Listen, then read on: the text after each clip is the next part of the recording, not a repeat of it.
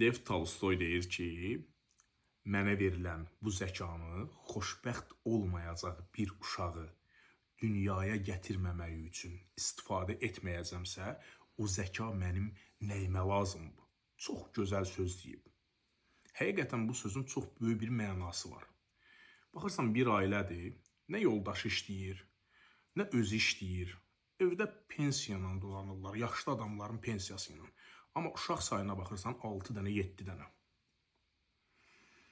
Amma bir villa görürsən, həmin villanın sahibi 2 dənə uşaq dünyaya gətiriblər və düşünürlər ki, bizim sərvətimizə görə bu 2 dənə uşaq kifayət edir. Amma kasıb düşünmür ki, mən işləmirəm, kirayaya qalıram, bu çətinliklə yaşayıram, özüm dolana bilmirəm. Bəs bu uşaqların, yəni, istəyir geyimi, istəyir məktəb ləvazimatı, digər hansı ki proseslər var, ali təhsili. Biri evin içində dəli olanda, biri ağıllı olar da.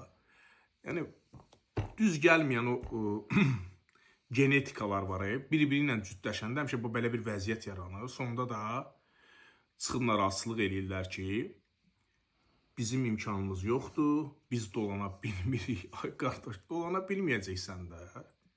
Bir baxda sən neyinirsən? İndi bəlkə ola bilər kimlərsə mənfi bir rəy yazsın mənim üçün burada. Ay, sən qardaş falan filan. Düşünmək lazımdır. Ümumiyyətlə, hər bir addım atanda, mən 35 yaşım var, evim var, maşınım var, hər bir şəraitim var, təkəbbürlü olmasın. Mən hələ indi də qorxuram evlənməyə ki, bəlkə birdən dolana bilmirəm, bəlkə bir çətinlik çəkərəm. O bir misal var, sən evdən hamısı yaxşı olur. O sözün güdazına bilirsiniz nə qədər adam gedib. Vallahi deyirəm, o sözün güdazına bilirsiniz nə qədər adam gedib. Yəni, ona görə də hər bir addım atanda fikirləşmək lazımdır. Uşaq dünyaya gətirirsən, bir dənə, 2 dənə saxlaya biləcəksən, bax ona görə qardaşım. Allah eləməsin, o 1-2 uşağın biri ola bilər ki, xəstə olsun, biri nəsə çətinliyi olsun.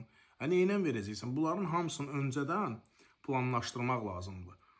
Fikirləriniz rəy bölməsində yazarsınız, maraqlıdır.